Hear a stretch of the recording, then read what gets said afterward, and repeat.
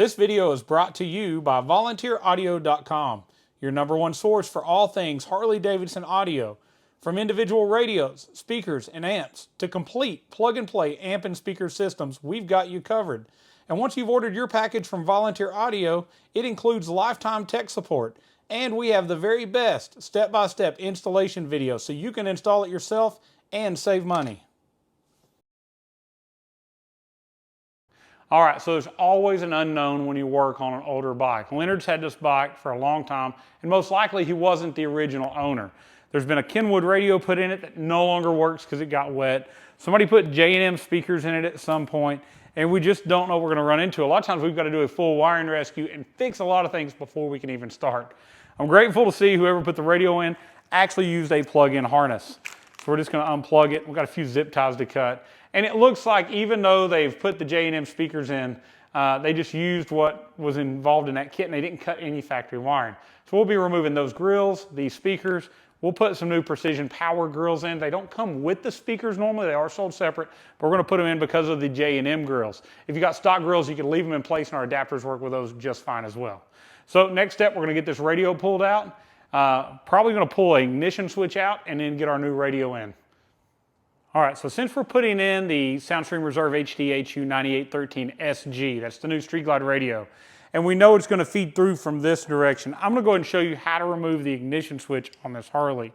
Now, sometimes, depending on the year, we can simply push a button on the bottom and we can rotate it and it pops right out.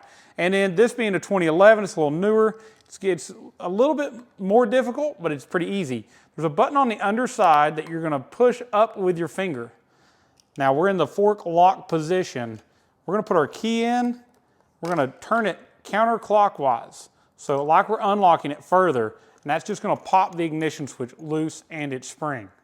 Now when we go back together, we're going to put it in the same exact orientation. So we're going to take it to that fork lock area, we're going to drop it back in, and then we're just going to rotate our key and it will definitely lock right back in place and we don't have to worry about alignment issues or anything like that. So now that we've got our ignition switch out, we're going to go to the other side and pull the radio out. All right, so in preparation to get our radio out, now if you had a stock radio, we would simply do things like unplug the antenna. We would also unplug the main wiring harness from the back. And if you had factory rear speakers, you'd have a secondary harness you would also be unplugging. This one has an aftermarket radio in it. So we're going to be cutting a few zip ties just to get the wiring loose that's going into that radio and get it removed out of here. We're also going to follow up to what looks to be an antenna turn on that we're going to be disconnecting as well. So let me just disconnect that. That's our antenna power wire. I'm going to get that out of the way. Now, your stock radio or this radio is going to be it's a 3/16 Allen head. You're going to come in through one of these holes on the side and remove the two bolts. There's two on each side to hold the radio in place. Once you get those undone, you're simply going to slide the radio this way and take it out. Let's do that now. It's a little short chassis Kenwood. Your normal radio would be quite a bit deeper.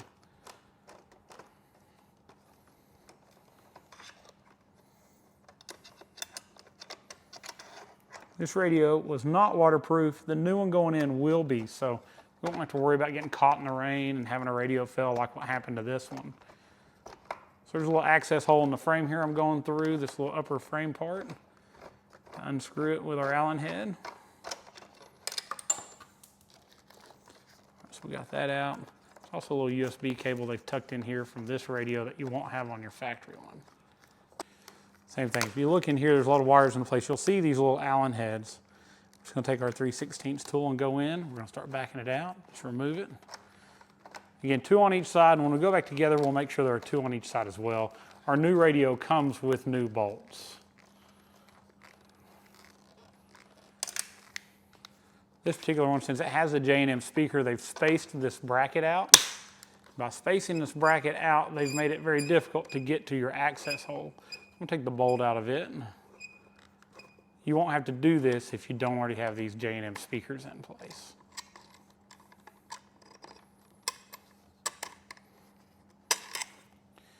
All right, so that's going to allow us access now into this factory hole. And somebody's put the wrong bolt in it, so I'm going to grab a different Allen head tool. If you've got stock bolts in place, the 3/16 is the correct size.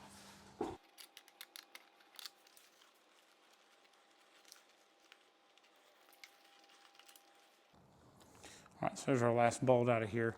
Now we're just going to take our radio and we're just going to slide it toward the rear and take it out of here. So with our new Soundstream radio is a bag of bolts or hardware. The 4 that look like this with the 3/16 Allen are our radio screws. We're also going to have some shorter beveled ones, or actually smaller beveled ones that take a smaller Allen head that are here specifically for adding an amplifier, and we'll cover that in a later video where we put the amplifier in place. So now that our aftermarket Kenwood radio is out, our ignition switch has been removed, we've got our new radio, and we're simply going to take it and we're going to slide it in through the front of this hole, making sure that the wiring that we have on the outside or on the other side isn't getting caught or pinched or cut by anything. Now we're going to go to the other side and we're going to pull it on through.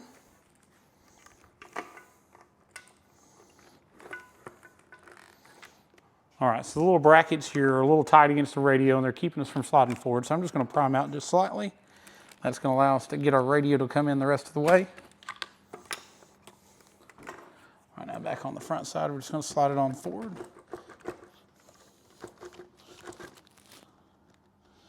I'll do that one more time because we have 2 more bolts to go past.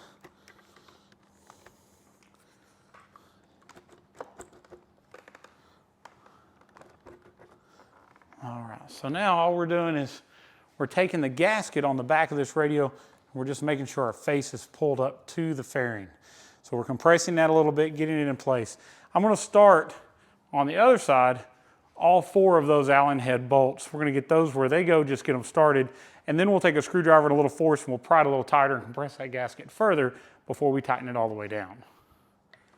So moving whatever's in your way, a lot of times there'll be extra wiring from added on lights and other things. We're going to cut a few zip ties loose and got where we can get to the radio. We're going to have to get our fingers in here to hand start these little Allen head bolts. Do our best not to drop them. All right, so I've got one here started in the very back. I'm going to start the very back one on the other side now. And I'll show you a trick I do to get the front ones lined up before we start trying to get those in. So same thing on this side. Let me cut a zip tie to get us a little bit more viewing area here. Getting to where we can see these bolts is kind of crucial. Now we're going to take the back of our radio, we're just going to wiggle it a little bit till we see that it lines up. Now that I can see those threads, I'm going to start one bolt in it. All right, so I've got that one started. Now I'm going to run it in a little ways, but I'm not going to go tight with it because we still need to pull it this way to compress the gasket. So next step we're going to do is we're going to look at our front bolt. The front bolt's a little difficult to get to, it's a little difficult to see, and we're going to see does it line up. And if you lucked out, all these brackets are in good shape and they're lined up perfectly straight. If not, we're going to take a pair of pliers. Let me grab one and show you. I'm going to take this pair of pliers and we're going to grab this middle bracket right here and we're just going to twist it a little bit one way or another. Now I just lifted up on it, which lined up my back hole a whole lot better. And you want to do that till it looks straight before you attempt to start it. All right, so we've got that one started. There's not a lot of room to get your hand in there, but we've got it started. I'm going to go around and do the same thing to the other side. So the key is we want to start this bolt straight, because if we get it started cross-threaded, we just really have no hope of getting it fixed afterwards, other than to remove the radio all the way back out, which we're not going to want to do. All right, so that took care of it. Once I got it lined up, it started right away. It's hard to get your fingers and your hands in here. So as you notice, I'm using 2 hands because I'm using the index finger on both hands to do this. All right, so now I'm going to take my tool. I'm going to get them pretty close to being tight, but make sure it's not tightened yet. Again, 3/16 Allen. Kind of running them in, but not running them tight.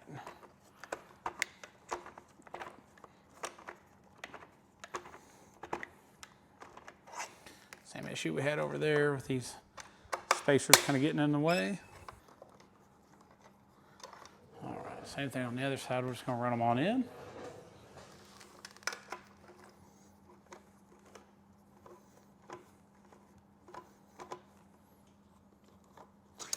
All right, I want you to get a good view right now of where our bolt is. So this is a slotted hole and our bolt's all the way at the front of it because we still have that big rubber gasket. So now we're going to take a screwdriver, we're going to come into one of these fins and we're going to pry, and that's going to pull that bolt backwards and we're going to tighten it down while it's in that, all that furthest back position. If you notice as I do that little bit of prying, we brought that bolt all the way to the back. So instead of being at the front, we're now at the back of it. I'm going to do the same thing on the other side, then we'll tighten the front bolts. Same thing, just a little pressure from a screwdriver.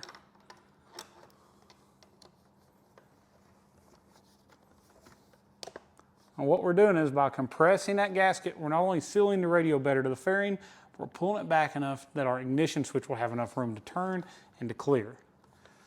All right, so I'm happy with that. I'm just going to tighten the last 2 bolts. All right, now that they're tight and that's in, I'm going to go ahead and reinstall that ignition switch. No need to leave it out. All right, so remember where we were. We were in the fork lock position. We've got our little spring back in place. So drop it in. There's that button on the underside. So we're going to put our key back in the ignition. I'm going to push on the button. Well, hold on, let me show you this button. So this button right here, we're going to be pushing up on it.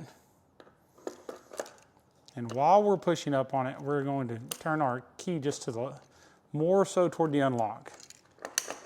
Now we're all the way in, we're locked. Our switch clears without a problem from our screen face. It's very, very close because we don't have a lot of room. All right, so here's what we found out. Over many, many years of riding this bike, the wind is always pressing on this fairing and pushing it toward the gas tank. And these 2 bolts on each side, normally they're a T40 Torx, are very, very tight. So as that wind's pushing, it's continually holding that fairing in that locked back position. So if you'll take a tool, I've got an Allen head, normally it's a T40, and loosen these bolts on both sides, I want to show you how much change we have in our radio distance. Now keep in mind that ignition switch is solidly mounted to the front forks in that frame, where the fairing is actually floating on these bolts. All right, so all I did was loosen them. I don't want you to take them out, but I want you to check out this gap difference here. So sitting on the bike, if your fairing is pulled back, you'll see the ignition switch won't even go all the way into the locked position. But if you've loosened that and pushed it forward, you'll see we have plenty of clearance and it goes in no problem. So we're gonna push the fairing back. While I'm holding it back, I'll have Rick go ahead and tighten the bolts.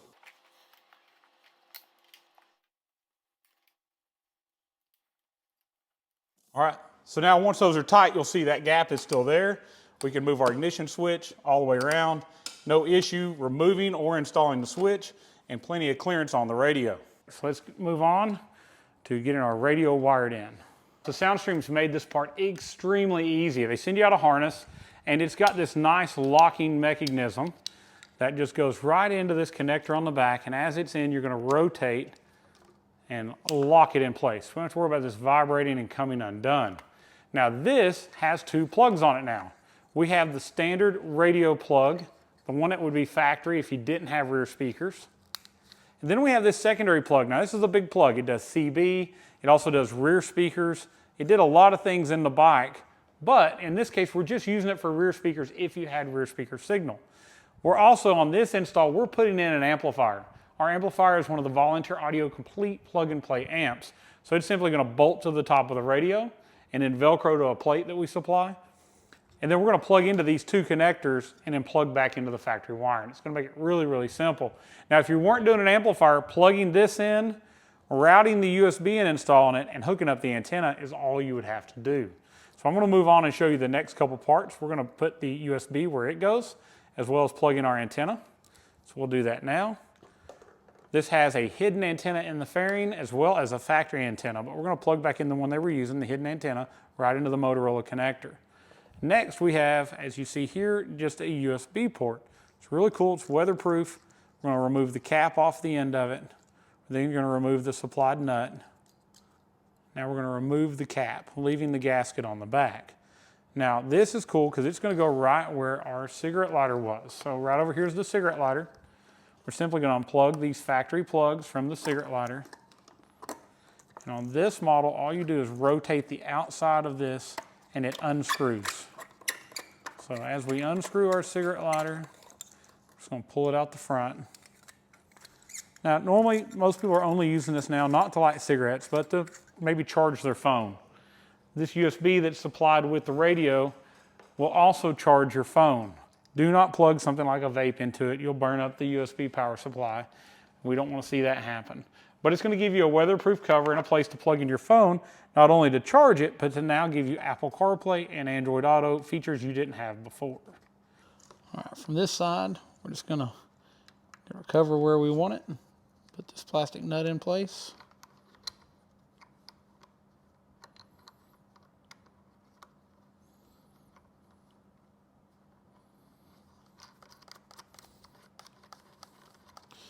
And we're just going to hand tighten it. As we tighten it down, it's going to compress those gaskets. And then we have this little cap that'll screw right on top of that USB input. Just that simple. All right, so I've seen a couple people drill holes already, and the places I've seen are right up here and right here. So depending on if you've got a place you normally put your phone on a mount, you may decide to drill a hole in the fairing and put that through rather than use the cigarette lighter hole. If you don't want to drill a new hole, this is a great place for it. So the last part of wiring this up, but not the least part, is we've got to hook up that neutral turn signal oil pressure bar that's now on the top of the radio. It's really cool because the radio blocks that original light. All we do is unplug that original light, which is just this black plug up here in between your gauges. And you'll see on the back of our new radio, we have a plug. It's right here. That is that exact same connector. Now, sometimes these are dirty or a little corroded, so definitely check them out and see if you need to do anything to it. But our plug is going to plug directly into that. And by doing so now, we just hooked up the turn signal bar, the oil pressure bar, and the neutral bar on the top of the radio. And it's a standalone circuit. When you plug that in, it is now powered up. Even if something happened to the radio and the radio quit that bar, it still works. So plugged in our main radio harness, plugged in our turn signal indicator harness. We also mounted our USB just that quick, and we plugged in our antenna.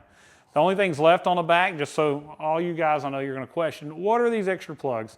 There's a microphone input, and they supply a microphone, but normally we don't install it because the truth is a Harley is so loud, it's very difficult, even with a mic mounted up here on your fairing, to talk to somebody while the engine's running. If you're going to cut the engine off and pull over, pick up your phone and talk to them anyways. Yellow input here is for a backup camera. So you can put a backup camera on your bike, and the pink wire here is the power supply for that camera that only powers on when you've got the backup camera button selected on the screen. So that'll turns on your backup camera input. Now the remaining things on the back of the radio, we've got this little black plug. If we pull it out, we have access to the Sirius XM input to add a Sirius XM tuner. And then we have 3 sets of RCAs, front, rear, and subwoofer. So if we pop these caps off, you'll have access to those. And later we plan on probably adding a subwoofer to this bike, and later we will plug in RCA connections there to do so. Now we're going to continue on with this build. We've showed you how to take the old radio out. We've showed you how to put the radio in. We're going to move on to speakers. We're going to move on to amplifiers. So continue to watch this series, watch the build, and at the very, very end, watch our video we do where Leonard gets his bike. You can definitely find it on our YouTube channel and listen to what this sounds like when we're finished.